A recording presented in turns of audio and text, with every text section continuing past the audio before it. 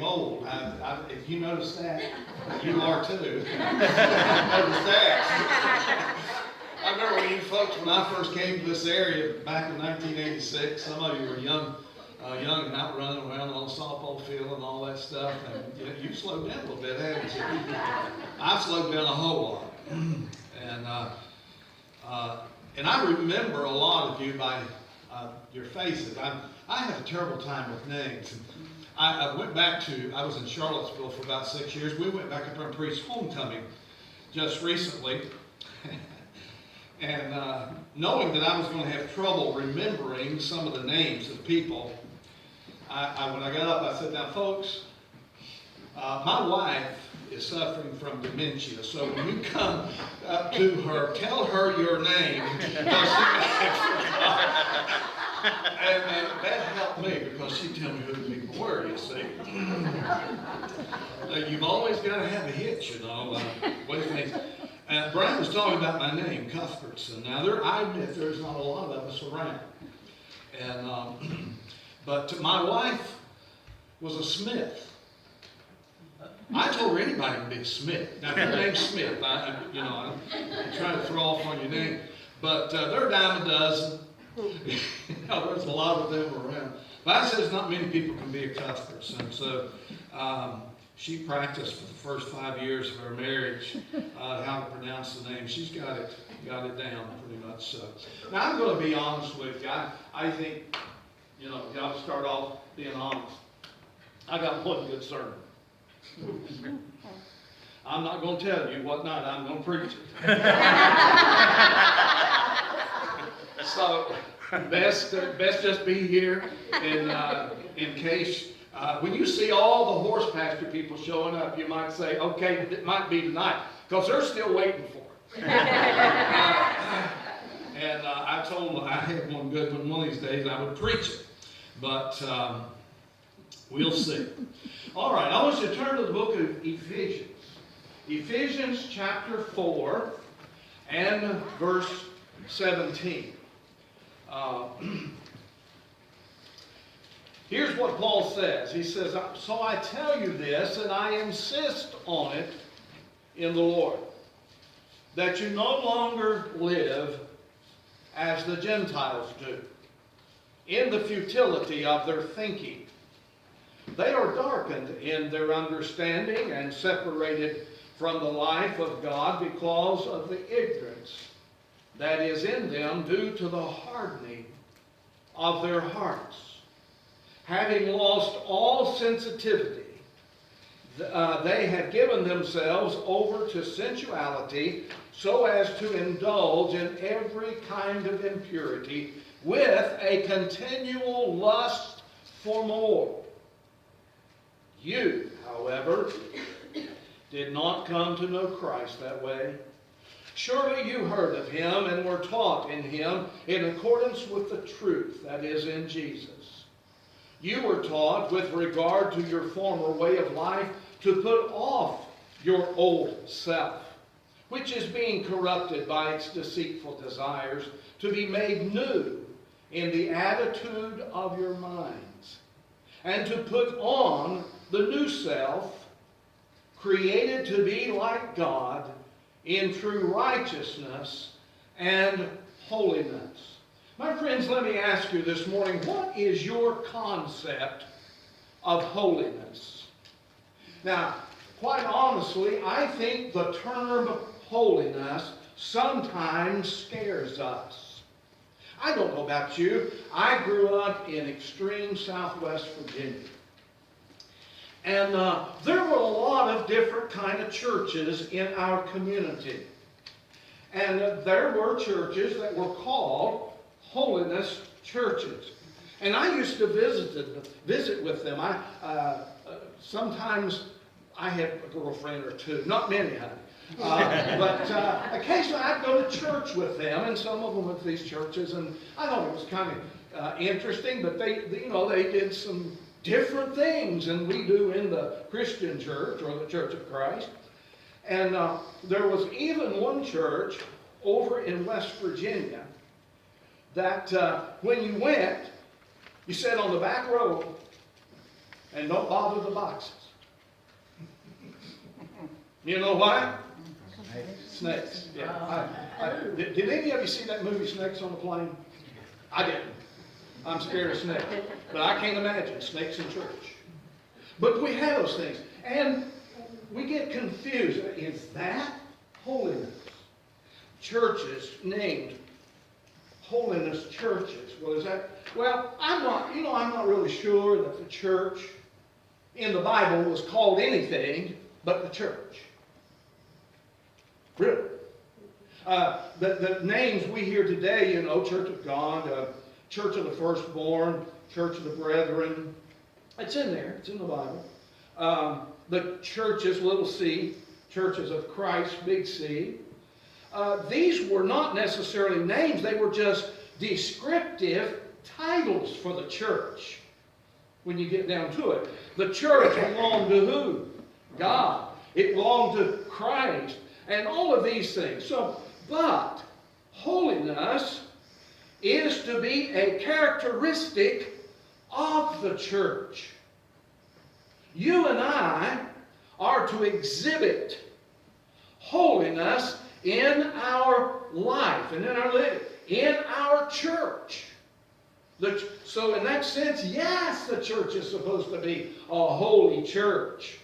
A church that exhibits holiness, godliness as we live and work together. It's interesting also that the term holy and the term sanctified mean the same things. You know that?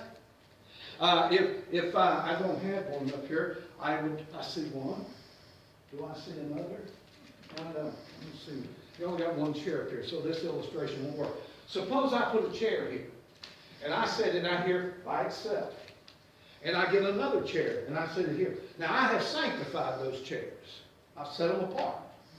But they're still not sanctified until somebody comes and sits in them. You see, being sanctified, we are set apart from the world. But we're not only set apart from something, we're set apart to do something. And that's to serve together. And the same concept is the concept of holiness. It really intrigues me how we in the church sometimes deal with this thing of holiness. We'll tell the kids, don't you run in the sanctuary, because that's God's place. And I know what they mean, but it's not what they mean, is it? This room, beautiful room. We worship in here. But this is no more a sanctuary than my living room is a sanctuary, a dwelling place of God. God live at your house? Amen. Yeah. So your house is a holy place, isn't it? You know why? Because you're supposed to be holy. Now think of that. And we need to understand this beautiful concept of holiness. This thing scares me.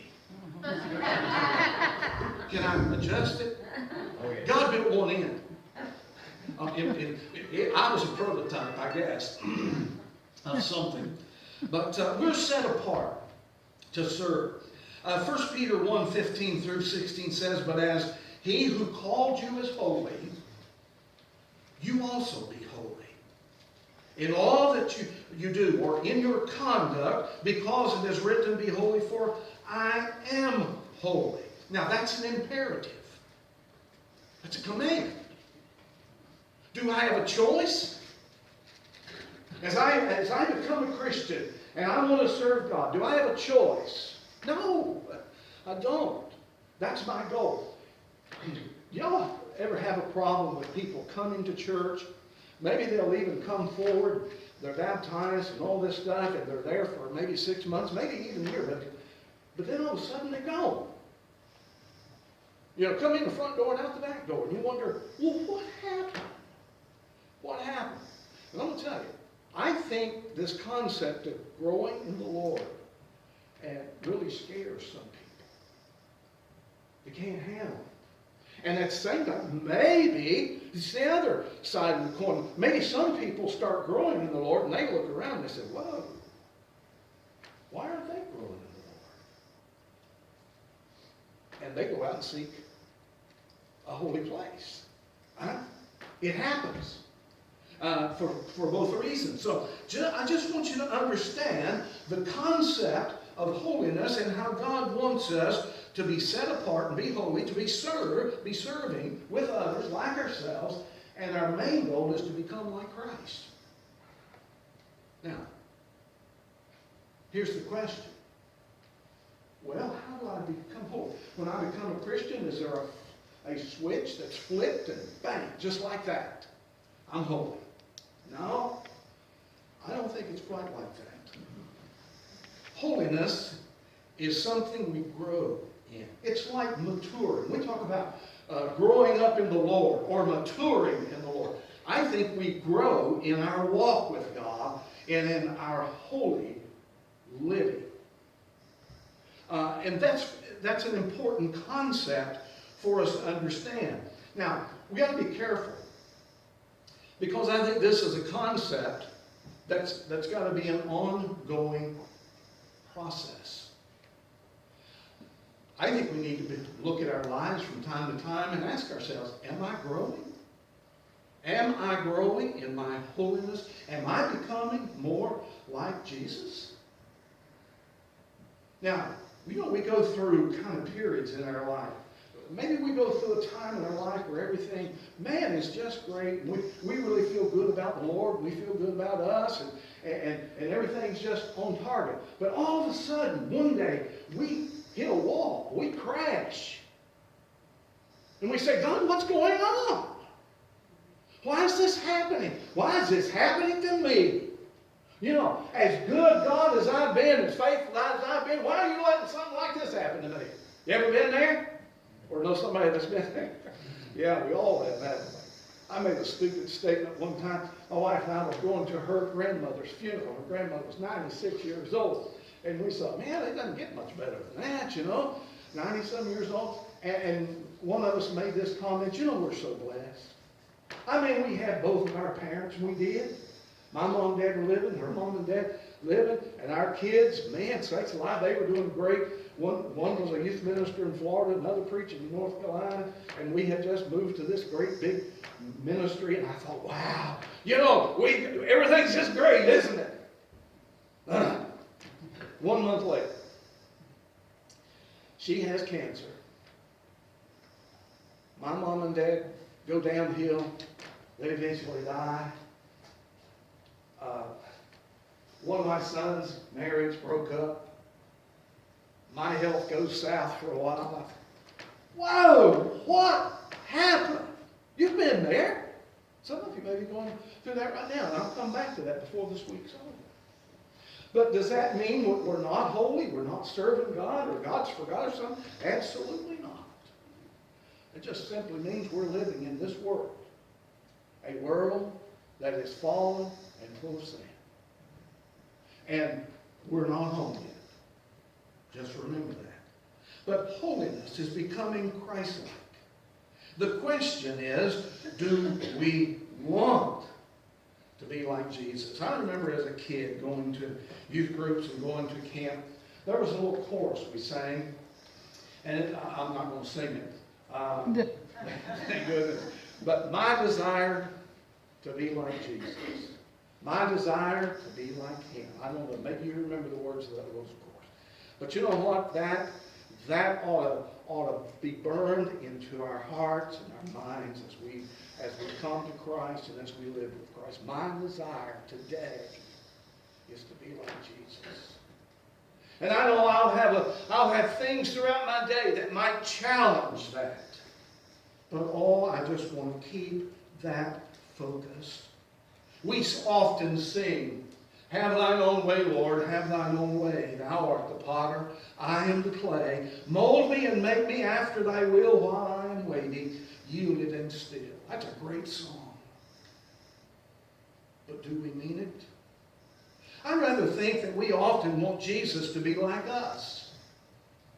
I think that's one of the greatest challenges in churches today. because I'm constantly bombarded with, well, I don't like that. I want us to do it this way. And I'm thinking, hey, do you ever think about who we're doing all this for? It's not for you. And it's certainly not for me. It better be for Jesus.